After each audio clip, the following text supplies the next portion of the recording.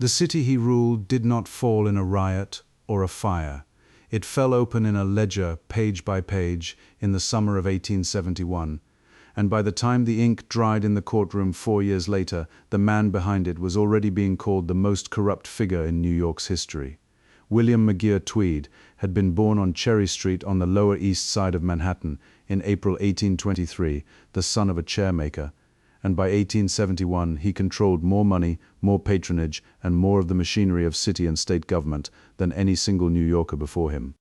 Yet the title history keeps attaching to him carries a built-in contradiction worth solving before anything else.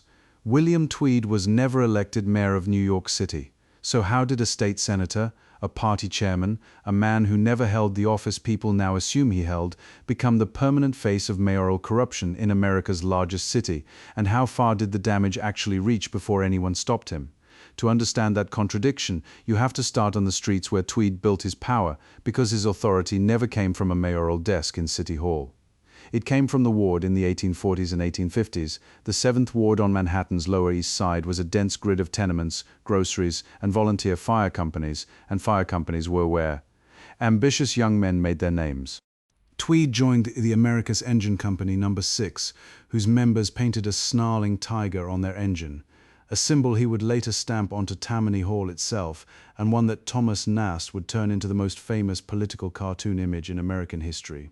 Volunteer firefighting in that era was less about civic duty than about turf, brawling, and votes. A man who could rally 40 firefighters to a burning building could also rally them to a polling place. Tweed used that network to win a seat as an alderman in 1851, one of a body of New York City aldermen so brazenly larcenous in awarding contracts and franchises that newspapers nicknamed them the 40 Thieves. Tweed learned the mechanics of graft there, at the level of ward politics, years before anyone called him boss. From the Board of Aldermen, Tweed's rise ran through offices most viewers assume were minor, but which were the real levers of 19th-century New York governance. He won election to the United States House of Representatives from New York's 5th Congressional District in 1852, serving one term beginning in 1853, and found Washington unrewarding compared to the ward-level machine back home. He did not seek re-election. He returned to city politics and in 1857 secured a seat on the New York City Board of Supervisors, a body that oversaw county government and controlled enormous discretionary spending on contracts, courthouses, and infrastructure. It was on the Board of Supervisors, not in any mayor's chair, that Tweed perfected the core techniques of the ring, awarding inflated contracts to loyal vendors, taking a cut, and distributing the rest through a chain of political debts. By 1863, Tammany Hall's General Committee elected him Grand Sachem, the ceremonial and practical head of the Democratic organization that dominated Manhattan politics. And in 1867 he won election to the New York State Senate in Albany, a position that let him write the actual laws governing New York City's charter, budget, and taxation. He was, by the start of the 1870s, simultaneously a state senator, the head of Tammany Hall, and after the city charter he helped draft passed in 1870, the city's Commissioner of Public Works, an appointed post, not an elected mayoralty, but one that gave him direct control over city construction budgets.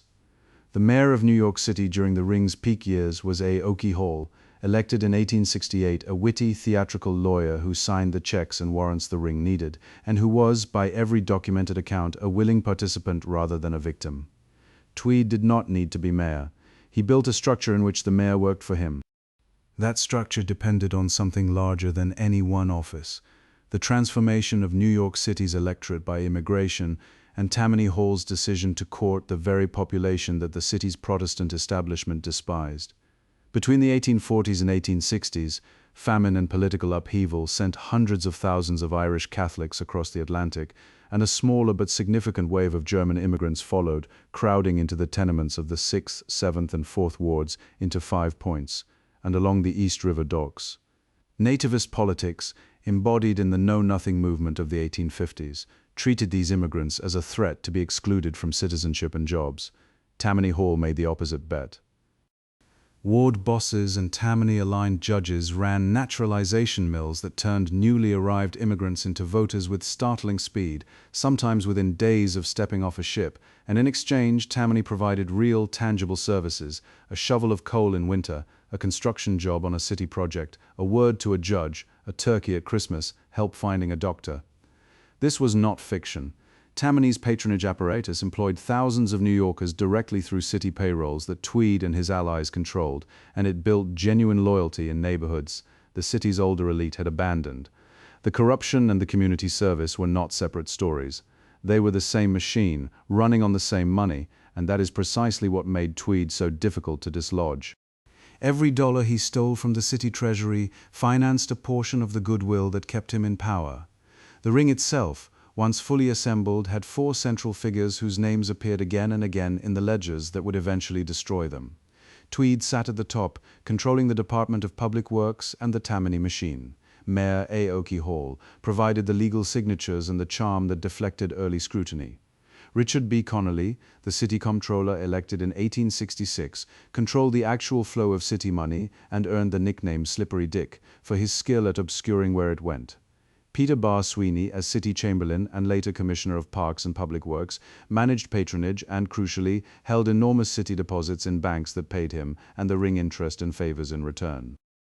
Together, these four men, along with a rotating cast of judges, contractors, and Tammany aldermen, exploited the city charter of 1870, a document Tweed personally helped push through the state legislature in Albany. The 1870 charter is often described in city histories as a home rule reform, returning certain powers from Albany-appointed commissions back to city government, and in a narrow legal sense that is true.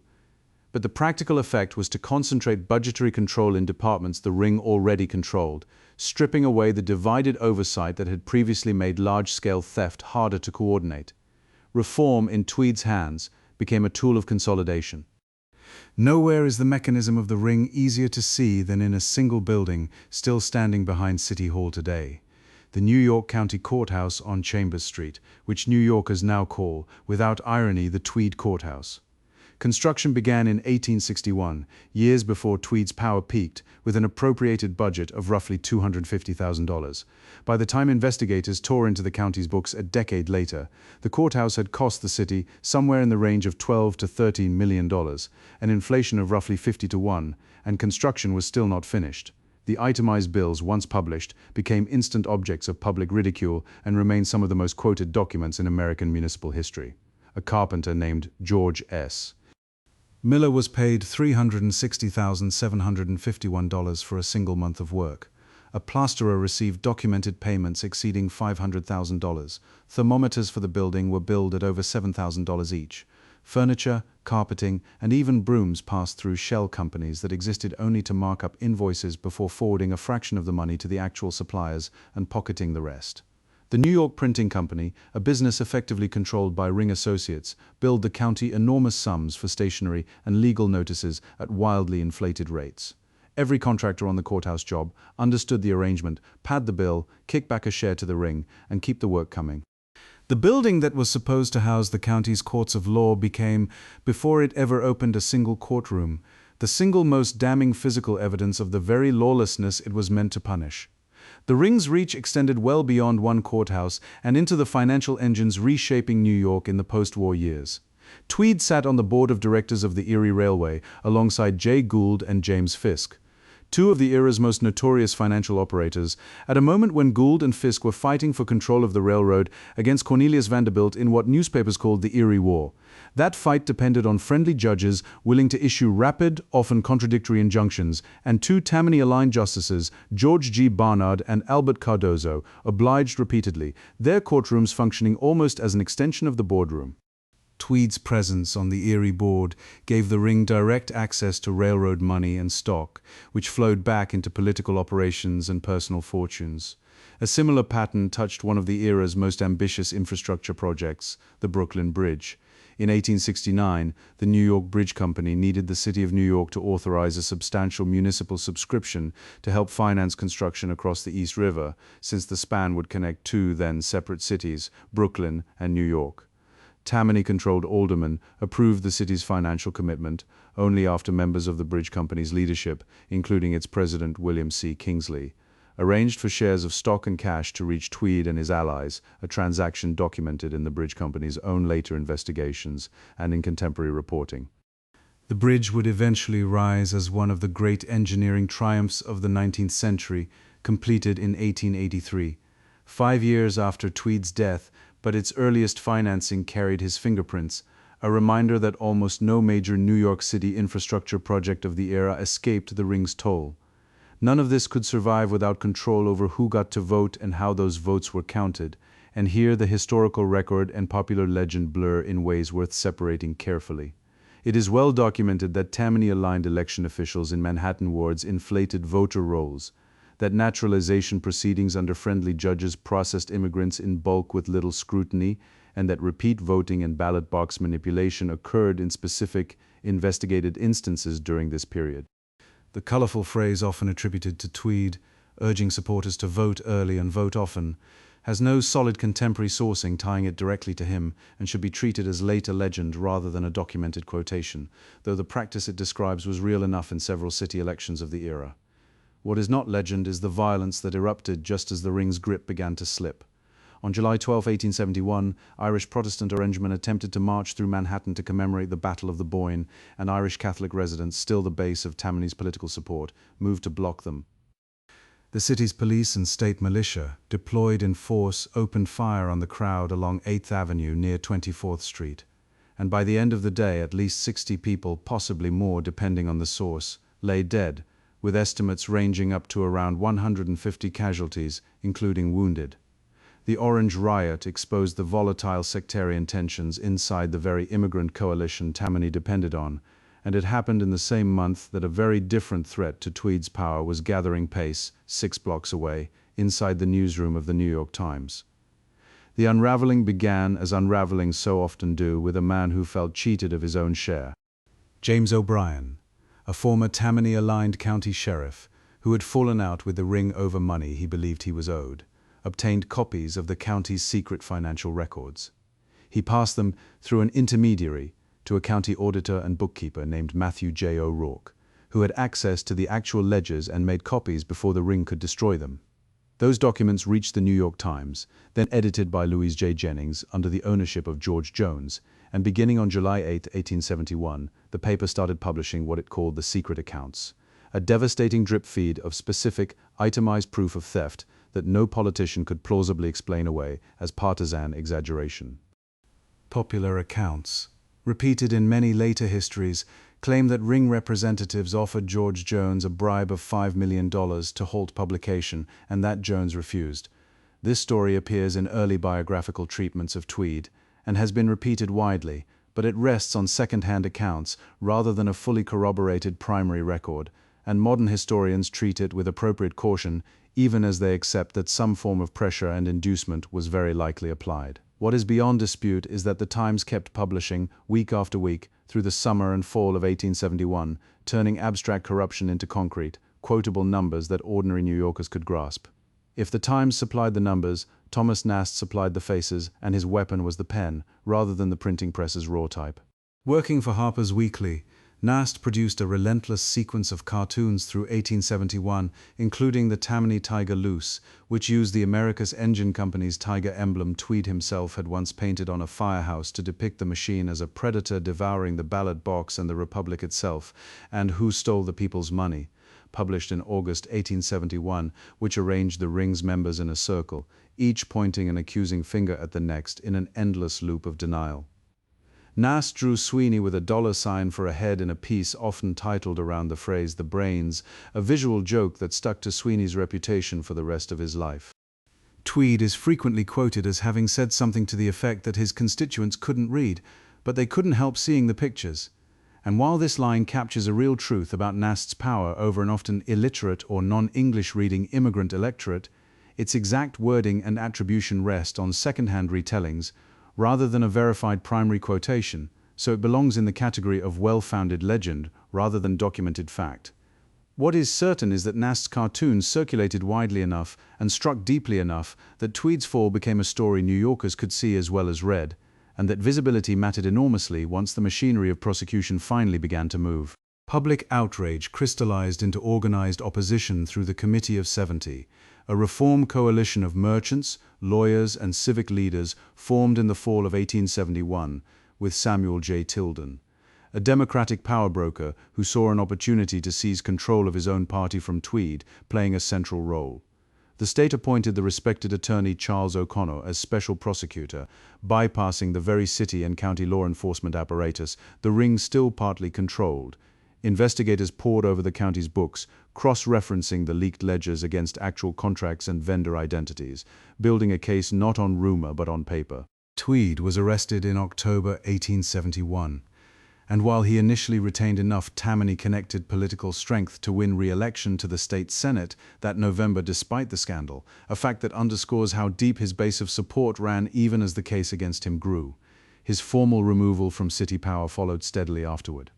He was expelled from his positions of municipal authority, and Comptroller Connolly and Mayor Hall both eventually resigned or were forced from office as the investigations widened, though Hall himself, tried multiple times on charges related to the ring's conduct, was ultimately never convicted, a legal outcome that still frustrates historians who see him as clearly complicit.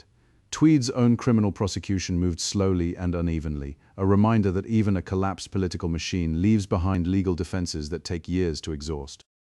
His first trial, in January 1873, ended in a hung jury, and reports at the time suggested that at least one juror had been bribed or intimidated, a detail that fits the broader pattern of the ring's methods even after its public collapse.